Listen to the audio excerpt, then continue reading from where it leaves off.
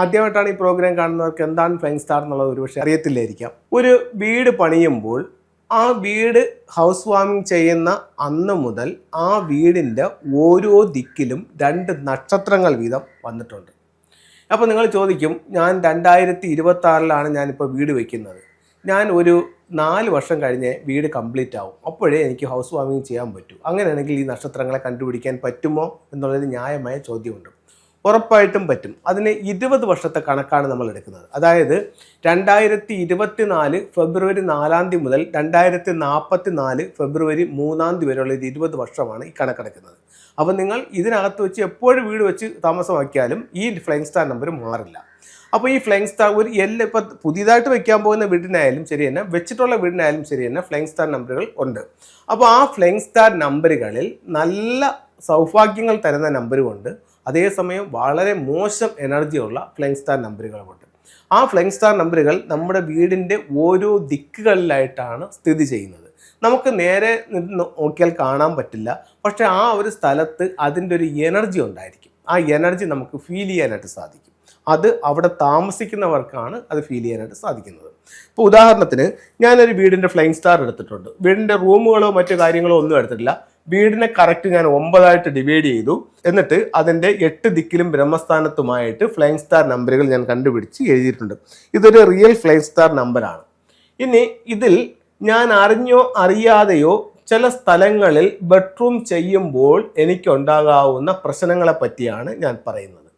ഒരു 4 പ്രശ്നങ്ങളെ പറ്റി പറയാം. വീടിൻ്റെ വടക്ക് പടിഞ്ഞാറെന്ന് പറയുന്ന ഈ ഒരു ഭാഗത്ത് ഞാനൊരു ബെഡ്റൂം ചെയ്തു. ഇതെൻ്റെ ബെഡ്റൂമാണ്, ഞാനിവിടെ കിടക്കുന്നു എന്ന് കരുതുക.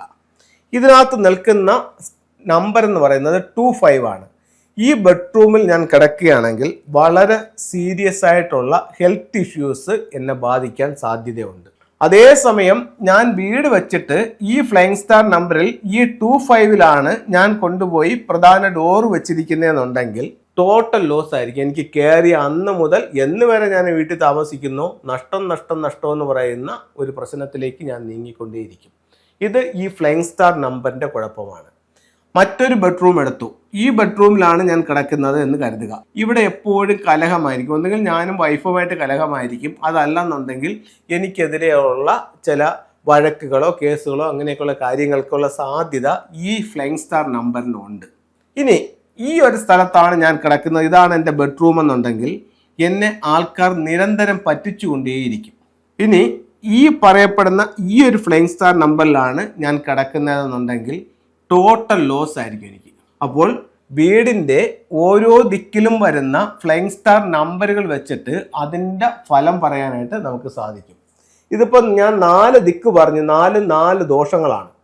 നോർത്ത് വെസ്റ്റിൽ പറഞ്ഞ ദോഷം അസുഖമാണെന്നാണ്, വെസ്റ്റിൽ പറഞ്ഞ ദോഷം കലഹമാണ്, സൗത്ത് വെസ്റ്റിൽ പറഞ്ഞത് പറ്റിപ്പും കടബാധ്യതയുമാണ്, സൗത്തിൽ പറഞ്ഞത് ടോട്ടൽ ലോസ് ആണ്. ടോട്ടൽ ലോസ് ആണെങ്കിൽ എന്തൊക്കെ ബുദ്ധിമുട്ടുകൾ വേണമെങ്കിലും വരാമല്ലോ.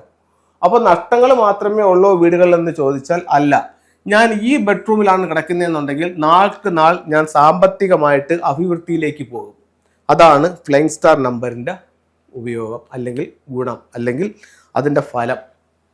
അപ്പോൾ ഫ്ലൈങ് സ്റ്റാർ നമ്പറിന് അത്രത്തോളം പ്രാധാന്യമുണ്ട്. നിങ്ങൾ കിടക്കുന്ന ബെഡ്റൂമിൻ്റെ ഫ്ലൈങ് സ്റ്റാർ നമ്പർ നിങ്ങൾ മനസ്സിലാക്കി അല്ല ഉപയോഗിക്കുന്നതെന്നുണ്ടെങ്കിൽ നിങ്ങളെ കടത്തിൻ്റെ പടുകുഴിയിലേക്ക് കൊണ്ടുപോകാനായിട്ട് ഈ നമ്പറുകൾ കാരണമാകും. ഇതിൽ ഏറ്റവും മോശം ഉള്ളൊരു കോമ്പിനേഷൻ 5-2 കോമ്പിനേഷനാണ്.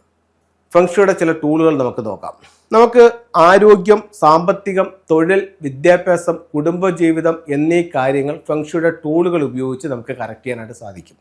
കുടുംബജീവിതം മെച്ചപ്പെടുത്താനായിട്ട് ഉപയോഗിക്കുന്ന ടൂൾസ് എന്ന് പറയുന്നത് മാൻഡേരിയൻ ഡക്സ് ആണ്. അതായത് 2 ഡക്കുകൾ നമുക്ക് ബെഡ്റൂമിൻ്റെ സൗത്ത് വെസ്റ്റ് കോർണറിൽ വെക്കാം. നമ്മുടെ ജീവിതത്തിൽ പേരും പ്രശസ്തിയും വിജയവും ഉണ്ടാവാനായിട്ട് നമുക്ക് വിക്ടറി ഹോഴ്സിനെ സൗത്ത് ഡയറക്ഷനിൽ വെക്കാം. തൊഴിൽപരമായിട്ടുള്ള അഭിവൃദ്ധിക്ക് വേണ്ടിയിട്ട് നോർത്ത് ഭാഗത്ത് നമുക്ക് അരോന മത്സ്യത്തിന്റെ സ്റ്റാച്യു വെക്കാം. വിദ്യാഭ്യാസപരമായിട്ടുള്ള അഭിവൃദ്ധിക്ക് വേണ്ടിയിട്ട് നോർത്ത് ഈസ്റ്റ് ഭാഗത്ത് എഡ്യൂക്കേഷൻ ടവർ വെക്കാം. അങ്ങനെ നമ്മുടെ ആവശ്യങ്ങൾ അനുസരിച്ചിട്ട് നമ്മുടെ വീടിൻ്റെ ഓരോ ദിക്കുകളെ നോക്കി അതാത് സ്ഥലങ്ങളിൽ ഇത്തരത്തിലുള്ള ടൂൾ ഉപയോഗിക്കുന്നവർക്ക് വലിയ റിസൾട്ടുകൾ ജീവിതത്തിലേക്ക് കൊണ്ടുവരുമെന്നുള്ള കാര്യത്തിൽ യാതൊരു സംശയവുമില്ല.